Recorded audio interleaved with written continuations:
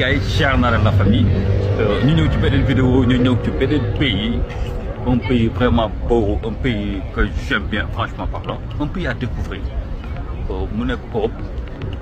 Quand on parle de l'Europe, on parle de beaucoup de pays, mais la plupart des Sénégalais, vous avez Europe, Italie, la France, Espagne, et whatever, Portugal, c'est des pays beaucoup plus connus par les Sénégalais. Mais on va faire découvrir un autre pays, la Suisse. La Suisse, un bon pays, comme nous l'avons dit, un pays, franchement, bien qu'il y ait des avantages, mais aussi il y a des inconvénients, il y a des opportunités aussi, il y a des obstacles. Comme tant d'autres pays. Parce que la plupart, ils ne parlent que des avantages. On va parler de la Suisse, on va faire découvrir ce beau pays qui est la Suisse. Comme je le disais tantôt, encore une fois, je le disais tantôt, la Suisse, Suisse, c'est Europe. Europe du centre, je dirais. Europe du centre. La Suisse ne fait même pas 9 millions d'habitants. C'est vers les 8 millions 800 quelques mille habitants. La Suisse. Ça veut dire que et puis, il a un bon SMIC. La Suisse, il a un bon PIB. SMIC, Suisse, beaucoup de petites zone Europe, beaucoup de petites nous avons pas de salaire parce qu'ils ont un bon SMIC. Mais aussi, vous avez aussi salaire ils payent bien.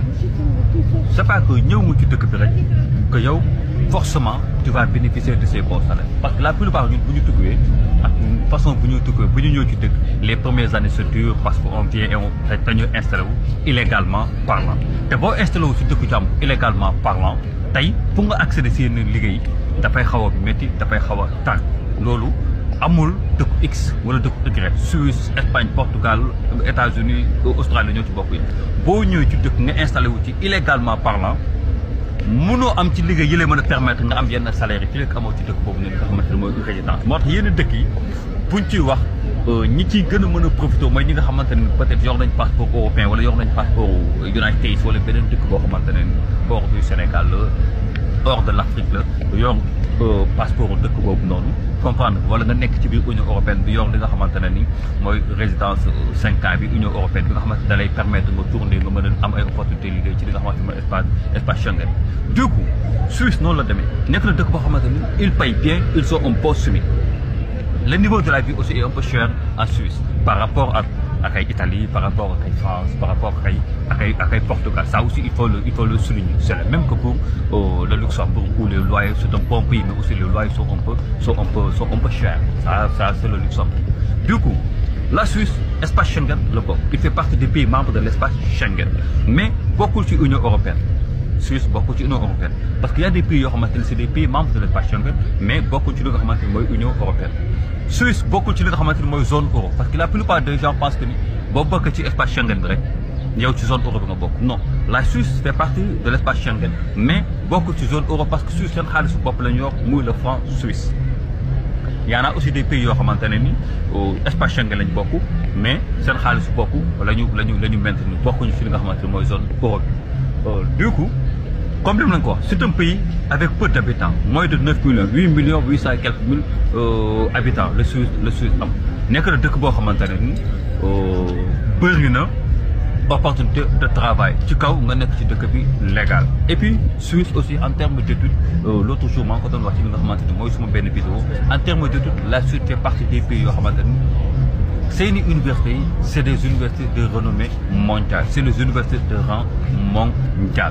On n'en discute même pas. Vous pouvez faire votre recherche, vous demandez une opportunité, chance, les universités suisses.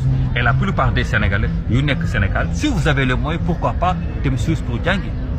Pourquoi pas? Il n'y a pas que la France, que c'est le Sénégalais, il y a d'autant plus que les France, chaque année, il y a les conditions d'accès à leurs universités via campus France. Pourquoi pas si vous avez les moyens de Suisse? Suisse n'est qu'un truc pour remonter. T'as fait lac français, t'as eu lac français suisse, t'as fait lac allemand et un petit peu l'italien.